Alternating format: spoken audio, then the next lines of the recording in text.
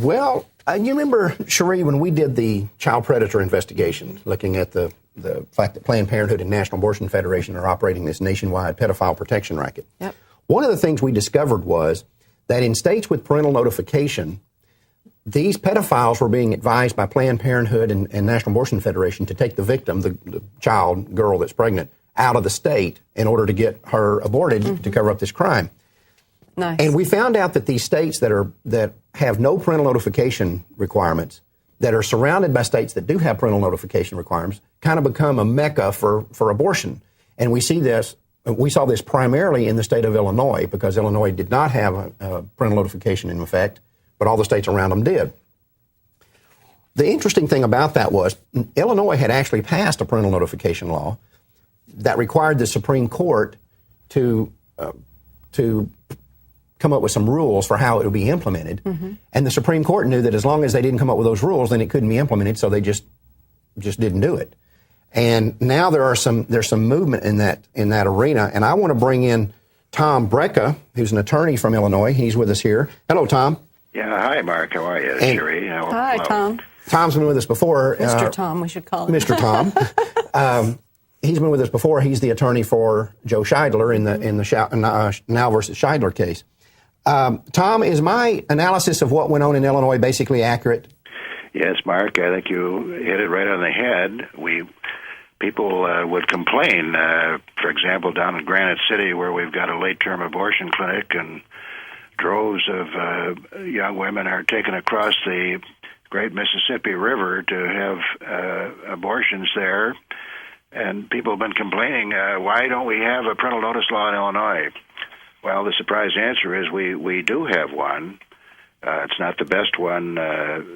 Pro-lifers would write it a lot tougher, but it was a compromise bill that passed both houses of our legislature back in 1995 and was signed by our pro-abortion governor, Jim Edgar. But it was basically just stalled in the Supreme Court. Well, we have a constitutional provision in Illinois that only the Supreme Court justices can write rules of appellate procedures for appeals. Right. And the federal court insisted that there be an expedited confidential appeal as part of this parental notice law, or else it would be unconstitutional. And so they just sat on it to keep it from going into effect, basically. Well, they did more than sit on it, but what they did was, in the bill, in the law, the legislature invited them, respectfully requested, were the words they used, the Illinois Supreme Court to enact these rules, and the Illinois Supreme Court, through its spokesman, simply refused. That's amazing. Well, listen, I want to also bring in here Scott Thomas, who's the host of the Scott Thomas Show there in Chicago.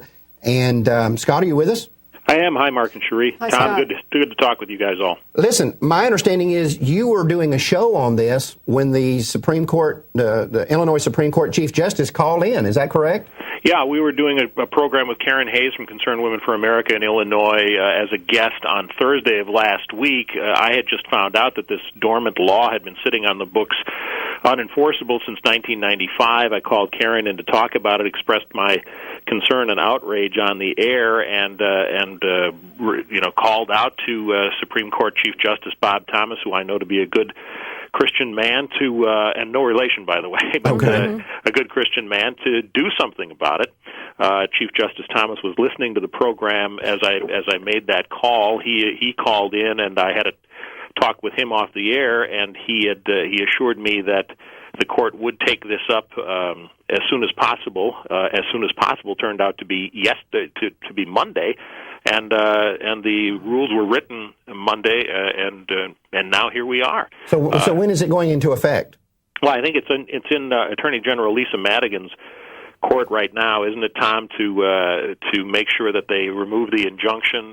She is pro-abortion, but it's her constitutional duty now that these rules are in effect, I believe, to make sure that injunction that was holding this from moving forward gets taken away. That's right, Scott and Mark and Cherie. The Attorney General is sworn to defend the laws of our state, and now that this law is in constitutional shape, she ought to go right into federal court. I don't know that she'll move as swiftly as our Chief Justice moved here, but, we're urging that she do that. And now, if she doesn't, there are some alternatives. Well, at least something's happening on it, and you guys obviously have done a good job of moving this along. It's been sitting dormant for too long, and maybe now Illinois won't be seen as the abortion mecca for the Midwest.